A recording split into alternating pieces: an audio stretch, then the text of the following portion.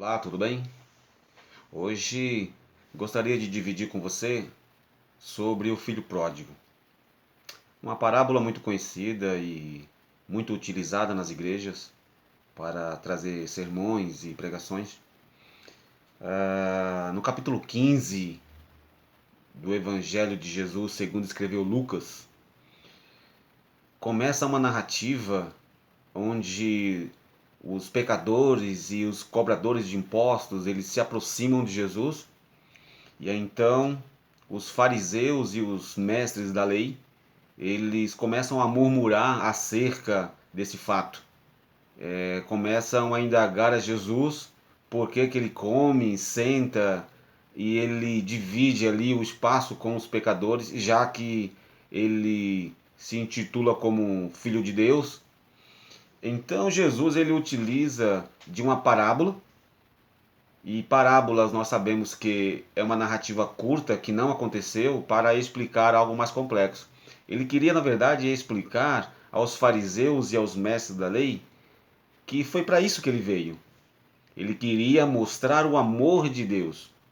Então ele utiliza dessa parábola e aí então ele começa a narrar cerca de 3 parábolas, que é uma sequência. Ele fala da ovelha perdida, ele fala da moeda perdida. E aí ele fala do filho perdido, que é justamente o filho pródigo. E é exclusivamente sobre isso que nós queremos falar. Muitas pessoas utilizam o filho que pega a herança e sai, vai gastar, vai viver a sua vida, perde tudo, gasta tudo, volta e aí então ele se junta lá e vai comer as bolotas, que é a comida dos porcos, né? E aí, num certo momento, ele chega até a sua casa e o pai o recebe com todo amor. E é justamente desse amor que Jesus, no começo da parábola, quer falar. Infelizmente, as pessoas querem pregar a respeito de pessoas que saem da igreja por motivos N e voltam para a igreja, depois saem de novo e fica nessa de idas e vindas. Mas a palavra e a parábola não é esse sentido que a parábola quer mostrar para nós. O que a parábola quer mostrar é justamente o amor de Deus. É justamente esse amor que nós não temos, né? Mas Deus, ele quer nos mostrar acerca desse amor. Então, Jesus ele utiliza essa parábola para mostrar para esses fariseus e esses mestres da lei o amor de Deus. E como ele vai falar do amor de Deus, que é uma coisa tão complexa de entender, se não for através de uma parábola? Justamente essa parábola vem trazer, se a gente for entender legal, o filho que sai, pega parte da herança e sai e vai viver a sua vida, se a gente for entender muito bem, foi justamente o que Adão fez. Ele pegou toda a sua herança e ele preferiu desobedecer a Deus e sair para viver a sua vida junto com Eva e Eva também.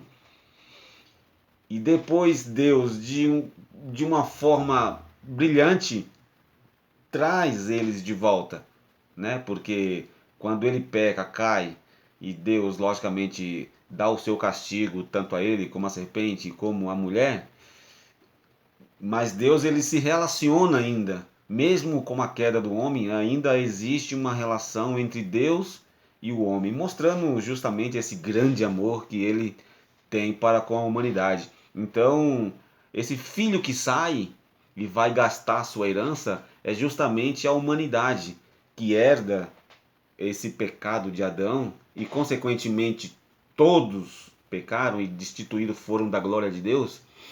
E quando esse pecador ele é agraciado pelo amor de Cristo e pela graça de Cristo, ele retorna para a casa do Pai e o Pai o recebe, o envolve e cuida, sara e salva. É esse sentido que a parábola quer nos mostrar e não esses outros sentidos que as pessoas dão. Então, toda vez que a gente for observar, temos que observar sempre o sentido da parábola e não a parábola em si, ok? Fica a dica. Gostou desse conteúdo? Deixe o seu like, se inscreve no canal, compartilhe com seus amigos.